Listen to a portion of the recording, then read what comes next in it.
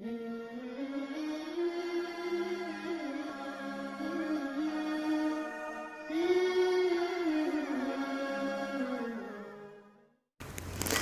المدثر کے جہاں دیگر بے شمار فوائد ہیں، سب سے بڑا اس کا فائدہ جو دیکھنے میں آیا ہے وہ یہ ہے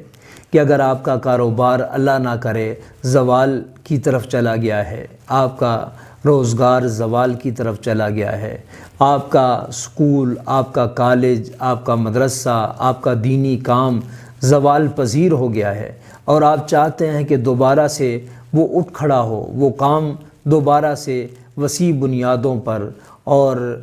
اچھے انداز میں دوبارہ سے شروع ہو جائے، وہ دین کا کام ہے، وہ دنیا کا کام ہے،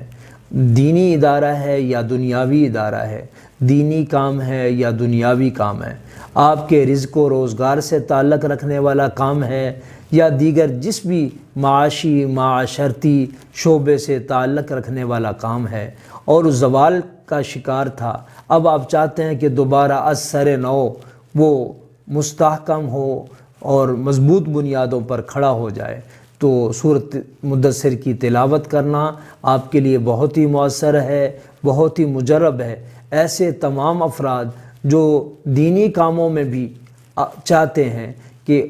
بڑھ چڑھ کر وہ دین کا کام کریں، اور وہ ہر وقت سستی سے، بیزاری سے، لاپرواہی سے، غفلت سے کوسوں دور رہیں، سستی ان کے قریب نہ آئے اور کسی طرح کی غفلت کا وہ شکار نہ ہوں، بلکہ ان کے قدم دن بدن آگے بڑھتے رہیں، تو ایسے تمام افراد کے لیے خواہ ان کا تعلق دین سے ہے یا دنیا سے ہے، رزق سے ہے یا روزگار سے ہے یا دنیا کی کسی بھی شعبے سے ہے، جو بلندی چاہتے ہیں اور جو کام کو آگے بڑھانا چاہتے ہیں اور جو کام کو دوبارہ سے مستحکم بنیادوں پہ کھڑا کرنا چاہتے ہیں، ان کے لیے سورۃ مدثر کی تلاوت کرنا بہت ہی مؤثر ہے، بہت ہی مجرب ہے اور بہت ہی فائدہ مند ہے۔